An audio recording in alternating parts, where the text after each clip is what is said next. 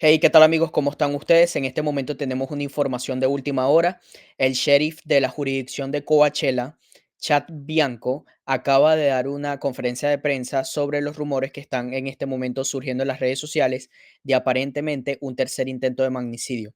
Los subtítulos están en español para todos ustedes. Escuchen esto. Afternoon. Thank you all for coming here today. I am Chad Bianco. I'm the sheriff of Riverside County, and we are obviously here to talk about an incident that occurred yesterday at the rally that former President Trump had in Coachella. There has been a lot of media stir beginning last night with social media and further on today about the arrest, and so I am here to give you as much information as I can. I will answer all of the questions that you have. Keep in mind that the information that I'm going to give you may not be all of the information that I have, but because of what we're doing and because of the investigation that will obviously continue concerning this, there are some things that I cannot give you or that I will not give you, but I will do everything I can to answer your questions.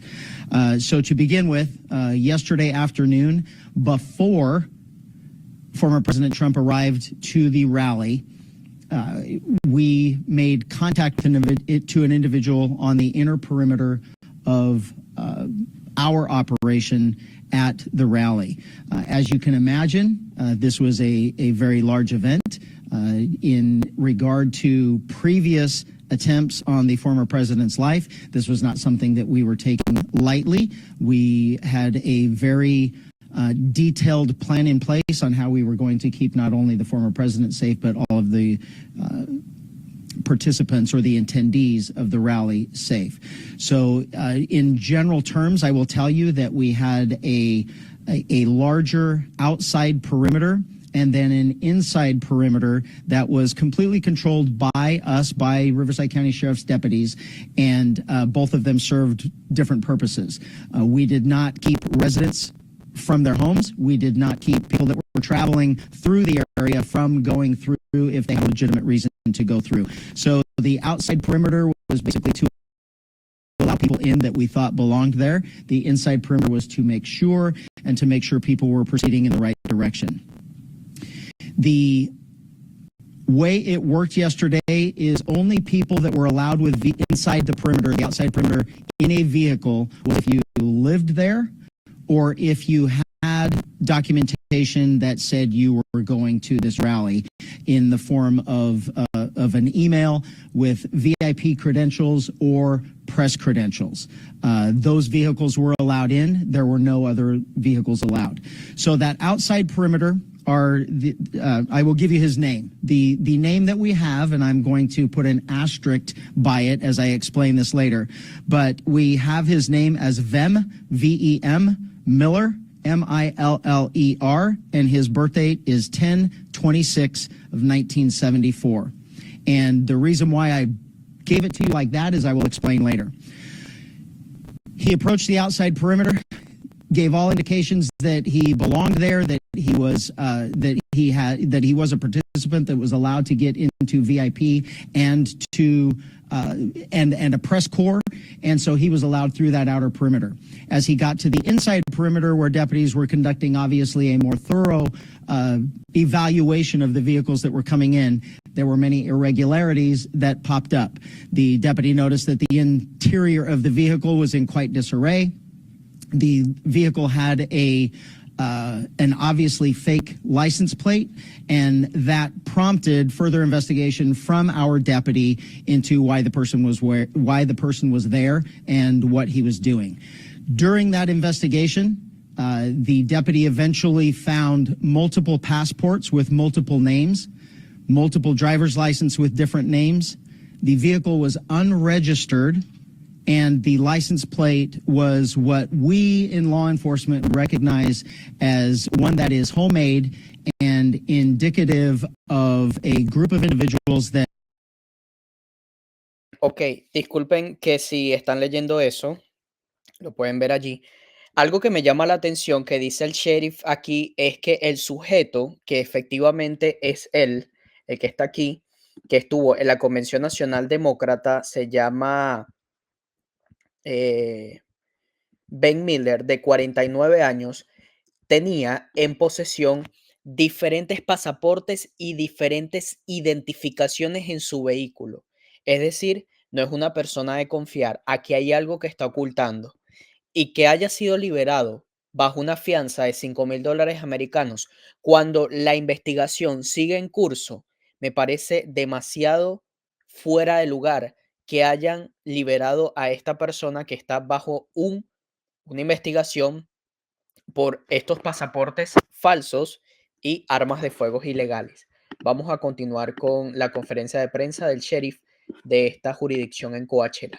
That claim to be sovereign citizens, and assuming the deputy assumes that he was part of that identifying group. So during the investigation, obviously those identification documents were found, in addition to a loaded handgun and a shotgun. Obviously, this was before the former president arrived. The person was taken into custody. He was eventually booked into jail on those charges, and eventually he was released. He will have to further his court case in the future. Right now, we are actively engaged in working with Secret Service and the FBI to ensure that this person is followed up on and all of the information that they can gather. I can tell you that from my perspective, from a state law enforcement agency's perspective, the firearms charges is what we arrested him for and booked him on. Anything further will come from the federal government, and quite frankly, I don't know if we will be a part of that. We will certainly be a part of that investigation and cooperating with them, but those charges, if any, will come from them. They will not come from us. With that being said, is there any questions? Yes, sir. Sheriff, we talked to Mr. Miller this afternoon, and he said the accusations or the belief that he planned to assassinate President Trump was, quote, complete bullshit. He said that he had a special access pass that was issued to him by a Republican group in Clark County, Nevada, and that when he rolled up to the checkpoint, he told the deputies that, in his words, as a courtesy, that he had firearms in the trunk of his car. Do you have a comment on what he said? I will not comment on what he said, or specifics that we learned or gained from our contact with him. Quite frankly, I'm not really concerned with the statement that he gave the media after he was released from custody. I can tell, well, because it's irrelevant to me. I mean, as far as I'm concerned, there were a minimum of 25,000 people that entered past those deputies into that location that had legitimate identification and weren't carrying guns. So I will just go from there. Yes, ma'am.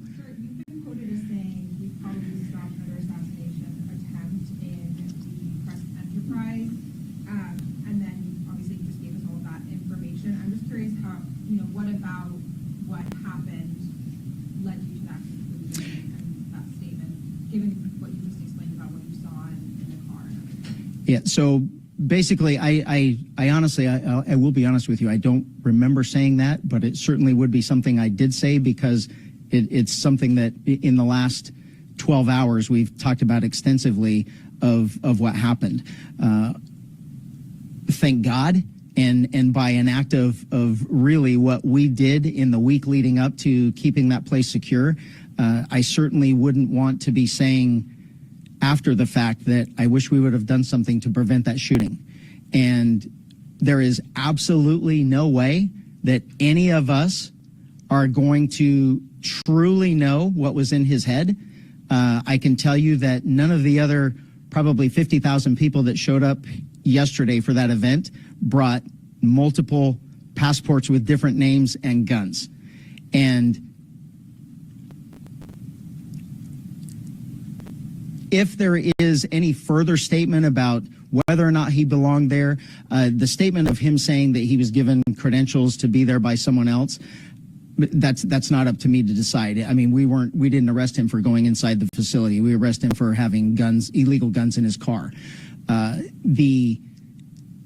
What his frame of mind was, all we can do is speculate, unless we truly just want to believe anything that he tells us. I guess it's just, given everything that's happened leading up to the presidential campaign so far, it's just quite a dramatic statement to make, given what we've seen so far. I mean, A dramatic statement for me to make? Well, just, yes. I mean, I guess there wasn't any, So this is what I'm glad of. This is what I am very glad of. I know that the presence that we had at the rally with deputies, with snipers, with counter snipers, and Secret Service snipers and counter snipers, I am glad that we're not talking about this after we shot him.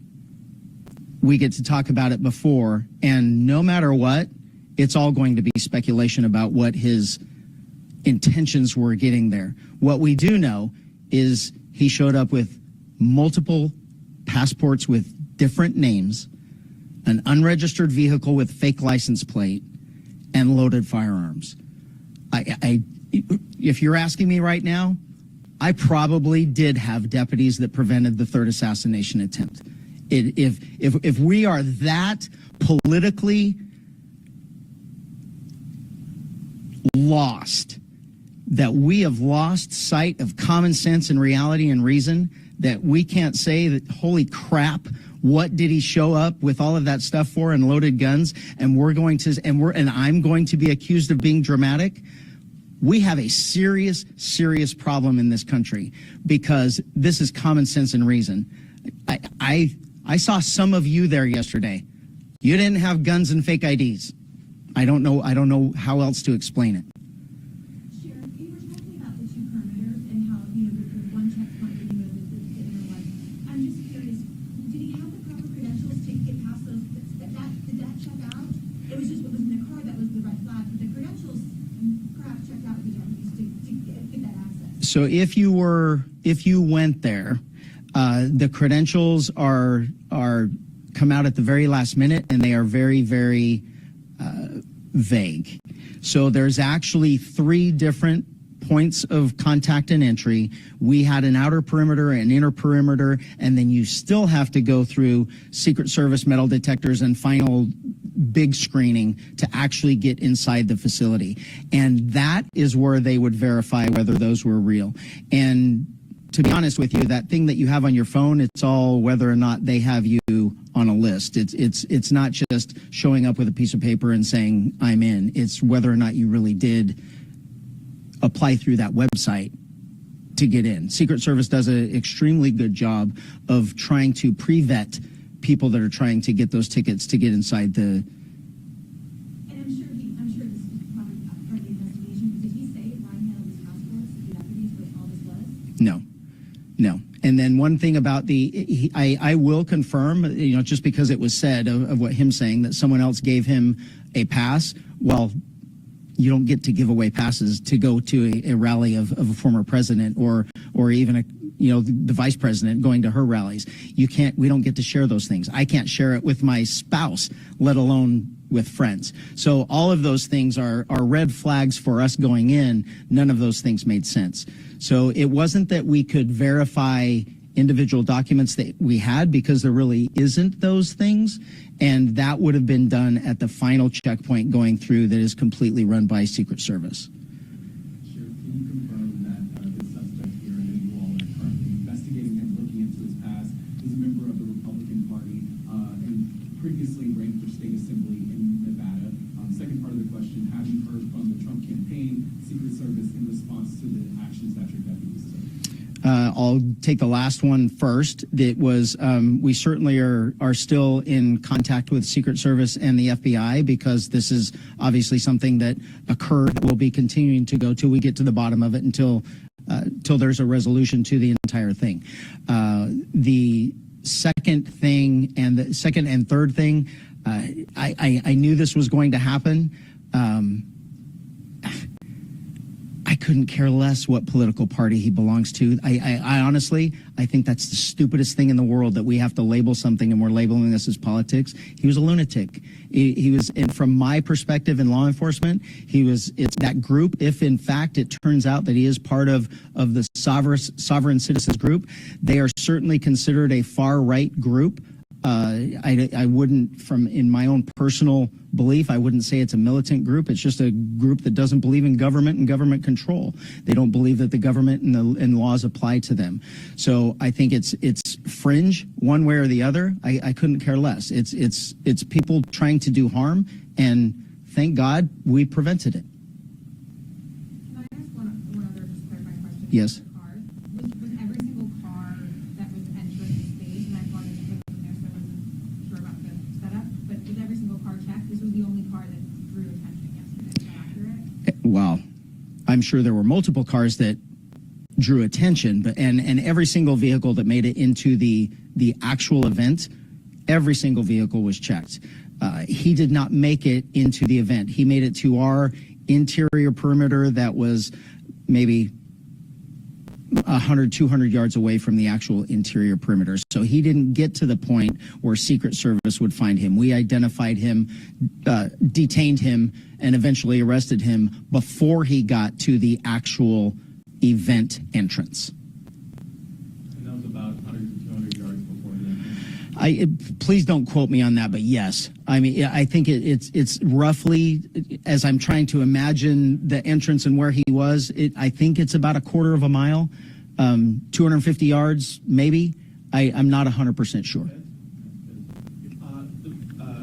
President Trump mentioned you and your family there during the rally. How close were you sitting to him, and who other, you don't have to name them by name, but did you have other family members with you? I did have my family members there, and we were lucky enough and gracious enough to have VIP seating, so we were relatively close. About how far would you think? How far away was I from him? Right. 40 yards. Just thinking back to what might have happened, do you feel concerned for your safety or your family's safety now? I will tell you, as the sheriff of Riverside County, and knowing what we know going into this event, that there had been 2 attempts on our former president's life, and the amount of people that were going to be coming to this in such a short notice, what my team was able to do and what we did for the goers to this event, for the attendees, I was completely confident that there was absolutely nothing going to happen inside that facility, and I am inside that venue, and I am extremely proud of what the deputies did, and the buy-in, the personal buy-in that they took upon themselves to ensure the safety of our former president and the attendees to that rally. I was not concerned for myself at any point. Even after the fact, knowing that this guy was there? It was our intent to make sure that there was an outside perimeter and an inside perimeter, that no one that did not belong there, that intended to do him harm or anyone else harm, would be allowed inside that event. And we did exactly what we had hoped for. And in hindsight, looking back, the planning that my team did and the actions of my deputies into this is exactly what we had hoped for. And we know that we prevented something bad from happening, and it's irrelevant what that bad was going to be. Were there any adjustments to security after the discovery was made, especially with so many people using this large-scale event and the traffic backups and everything? Did you guys readjust what you were doing in terms of security? No, I will tell you that when I was told that we had made an arrest and the brief particulars of what the arrest was, what it involved, I really, my first thought was, we did everything right. It worked. I was told where it was. I knew it was an outside perimeter, and I was not concerned at all. I was not concerned for anyone else's safety. I knew that the precautions that we put in, the measures that we put in, did exactly what they were supposed to do.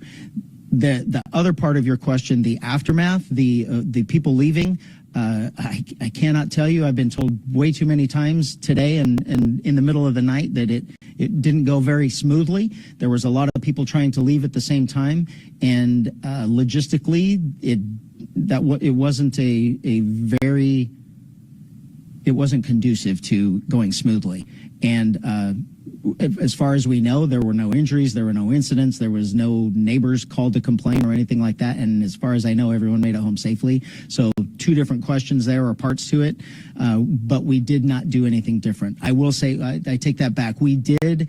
There were a lot of people that have complained or that have said or wondered why there are deputies in riot gear.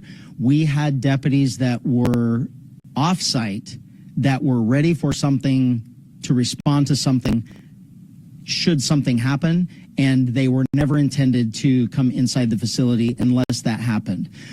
Afterward, when everything was over and it was obvious there were problems with people leaving, with people trying to get over fences and those types of issues, we did bring those deputies in just as extra help in funneling people out. There was never any, the only odd part about that was they were prepared all day in their riot gear, if you want to call it that, and that's how they showed up. We got them there as quick as they could.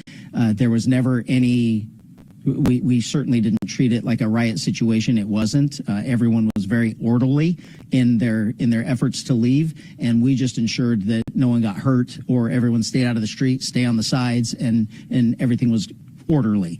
But other than that, everything was fine, and as we went throughout the day yesterday, we didn't change anything. Can I ask you a question? How many guns were found? How much ammunition was found? What charges were filed? When is the arraignment? Anything else related to it? There were 2 guns and multiple boxes of ammunition for both. There was a handgun and a shotgun. And he was cited for the gun. They were unregistered firearms, so he was cited for the unregistered loaded firearms in a vehicle, and he was those are state crimes, and he was released on those crimes. He was booked into jail and released with a promise to appear at a future date in court. And I'm sorry, I don't know what that date is. I'm sure on our Jim's information, it will show when his next court date is. You said he showed a fake press pass that you found to be fake right there. What affiliation did that press pass have, and how did you know it was fake? It semantically, I can't comment on whether or not there is an actual physical fake pass. He claimed to be a journalist, and he claimed to have VIP status at the event that got him into the perimeter. And then when that investigation was continued by the deputy, that didn't necessarily materialize. So other than his words of saying he was a journalist and that he was there as a media, I can't tell you that he gave us a document that said I'm the media, and we said that was fake. Were you able to verify that Instagram account that I mentioned to you that's his? As of yet, I have not. I know they're working on it, and someone may have tried to tell me, but I didn't bring my phone, and that's how they would have notified me.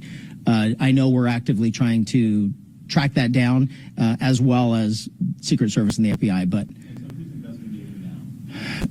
our investigation is relatively done. The continuation will be a cooperation between us, the Secret Service, and the FBI. More than likely, federal charges like that would be headed by the FBI. I can't say that for sure, but it's a combination of all three. And I will say the working relationship and the effort that we all, the federal agencies and the sheriff's office, put into this going in was seamless.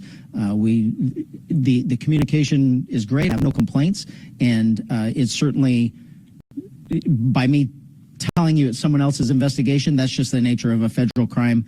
If they are ever able to prove that it was assassination attempt, and I'm not saying they're going to be able to, but anything like that would be federal.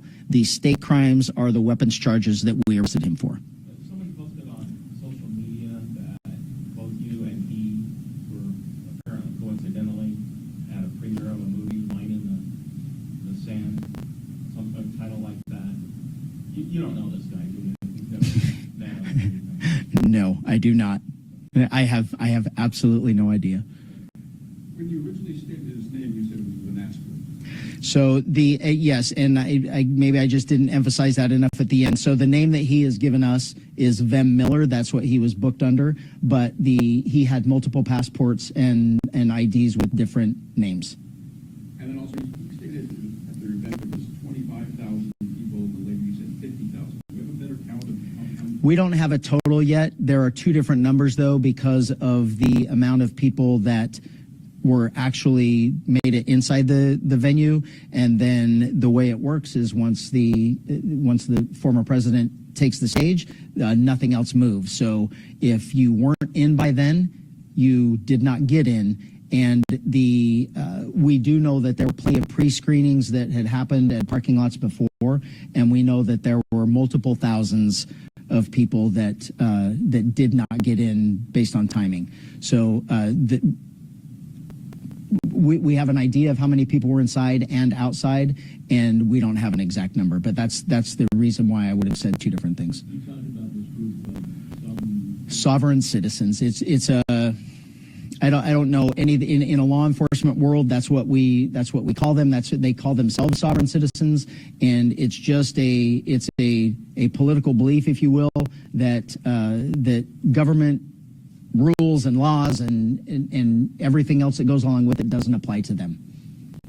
So this is an organized group, and in this group, they have a lot of members here in Riverside County? I won't say they have a lot. Law enforcement across the country, we train on how to deal with them just because of the verbiage that they use when they interact with us. They believe that they're not necessarily toward us violent or confrontational, but it's obvious they don't ever want to answer our questions. They don't believe they need driver's licenses. They don't believe, and this vehicle goes along with it. They don't register their vehicles. This was an unregistered car that we had to go through VIN number and manufacture process to verify that it was a legitimate car. It actually did belong to him. It's just, we know it was sold to him. It just was not ever registered. Have you shown a propensity for violence? Sometimes they do, but I can't say as an organization as a whole, but obviously, like a lot of different groups, bad apples give a group a bad name, and there certainly are people that are, but I'm not going to say that group as a whole is a violent group. I do understand what you said earlier about you don't know what this was or what it might have been, but when you see a vehicle with two guns, boxes of ammunition, different license plates and passports, and somebody claims to be with this group that you've described as being right-wing, first thing that goes through your mind is what? I need to thank that deputy for doing his job. That was the first thing that went through my mind. And it was like I probably said to somebody or around somebody that's been either printed or reprinted in social media, that I truly do believe that we prevented another assassination attempt. And it was solely by our effort of keeping those type of people out. It's also said that he had a high-capacity magazine that he used for the shotgun as a street sweeper, or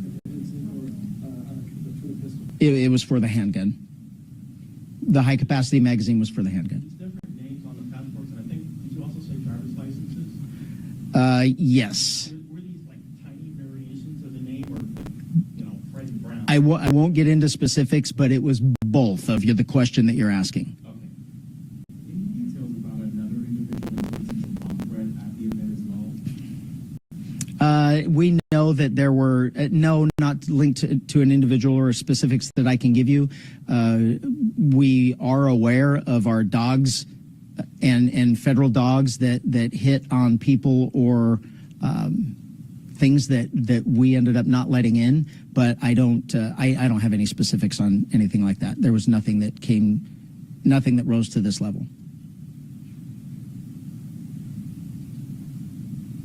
Anything else? Okay, thank you for coming.